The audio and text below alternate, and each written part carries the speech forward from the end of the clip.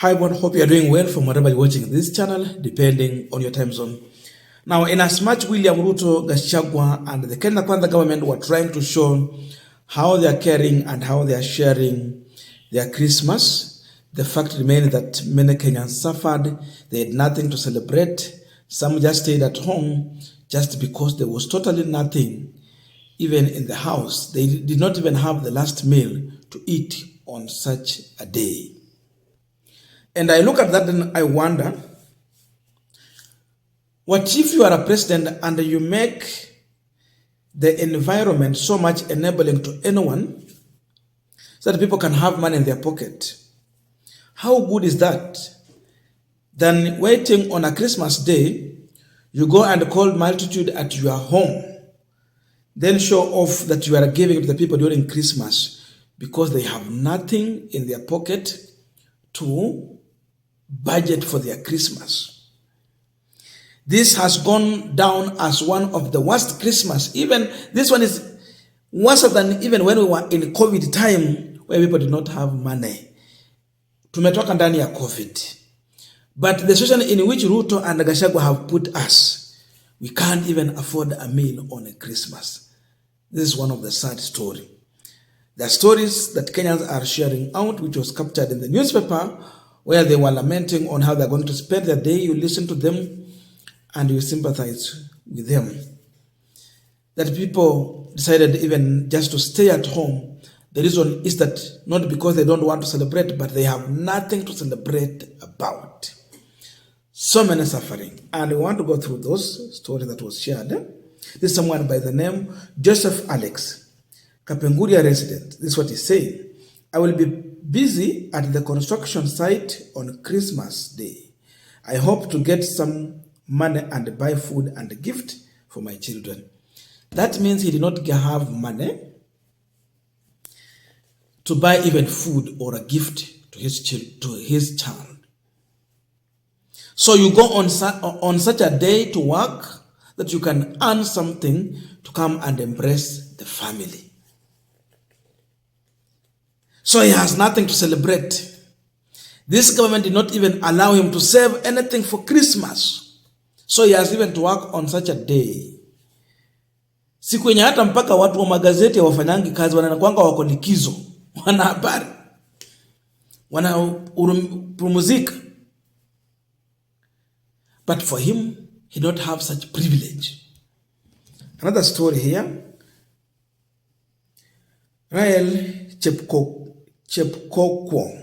a resident of Simoto village, that's West Pokot. There is nothing to celebrate about. I will just sit under a tree at home for as there is little to do. I don't even know if my family will have anything to eat. A president who is showing off how he's giving Christmas to Kenyans. And he has forgotten to create an environment to enable even those who are in West Pokot to have something. Ndio maana nilikuwa nawaambia kabla Ruto aende Sugoi kupeana chakula, aende hizo asal areas apeane chakula ya misaada, ndio tujue anamaanisha. But because he failed, that's why we are saying this one is a Sugoi president. He has failed to be the president of the Republic of Kenya. So this one, she's not even sure if they will have another meal in the evening.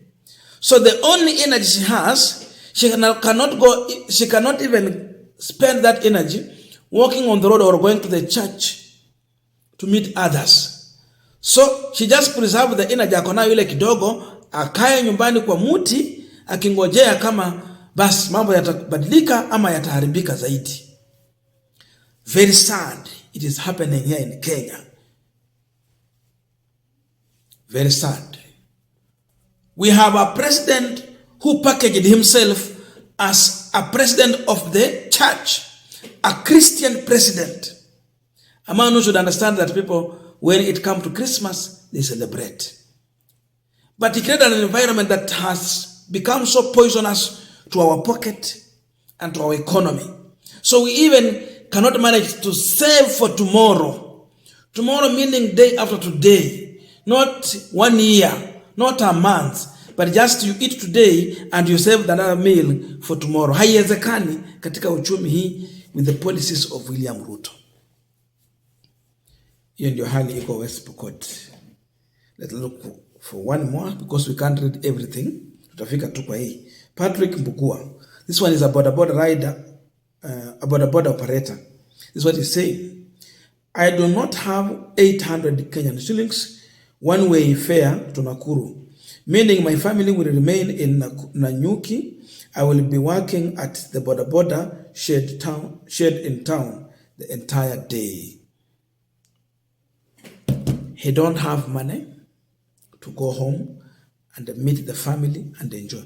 You know, Christmas normally provides an opportunity for families to meet together, share a meal. You know, you just eat together. The togetherness, it brings the families back together. So it is time for family to be together, to strengthen the family bond. Inasaidia kwa njia kama hizo. But for him, because of the economy of William Ruto with his poisonous policies, it has made it so hard for him to have 800 shillings to go home. Sasa anapima, anaangalia nitume wakule ama nichukue nipande as a bus fare niende na walale njaa. You look at that, then as a father, you find it so hard. So you sacrifice. You don't go. You cut down on spending. So now you keep yourself busy when you need to celebrate, to look for something for tomorrow. And that has been the situation outside here. Celebrating a Christmas under William Ruto, it has become so painful. One of the painful Christmas for Christians to celebrate. Celebration means enjoying time with others, spending with others. Hata ya kununulia rafiki tu gift you cannot have. Lakini tulimwona kule Sugoi anaonyesha kabisa watu wamejaa, anapeana vyakula, branded food in his name and in the office in which he's serving. Tukaona Gachagua kule Nyeri, mambo yale yale. Were they aware that we have Kenyans in this country who are in dry areas where getting food is a problem, and those were the first people to be embraced?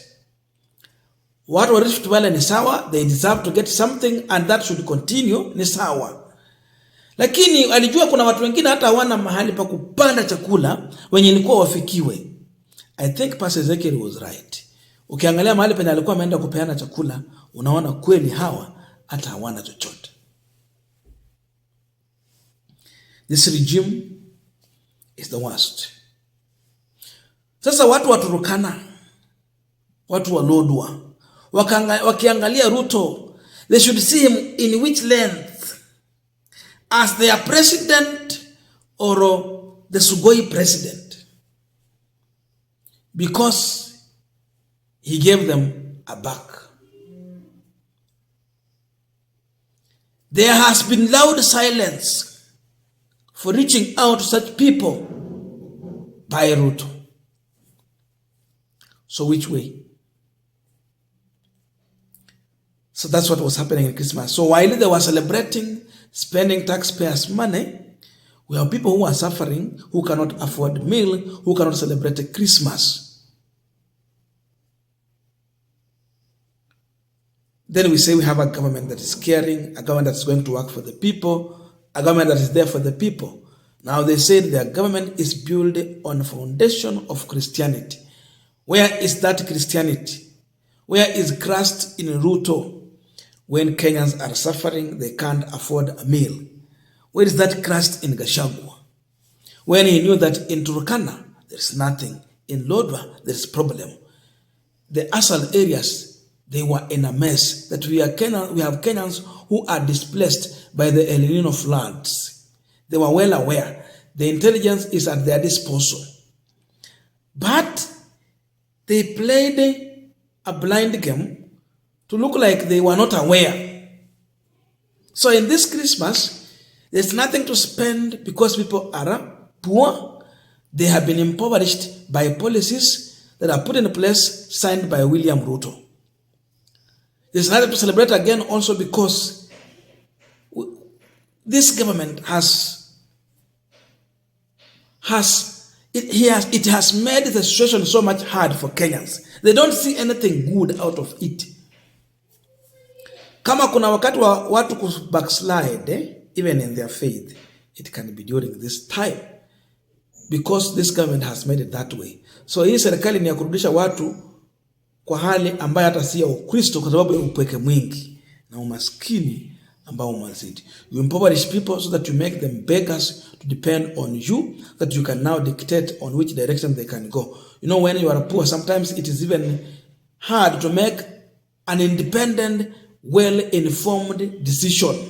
So someone will come and plant a decision in you. You follow them just because of handouts or some favors here and there, without knowing that they are the same people who have impoverished you. That was the sad story on Christmas Day. Thank you so much and see you in our next video.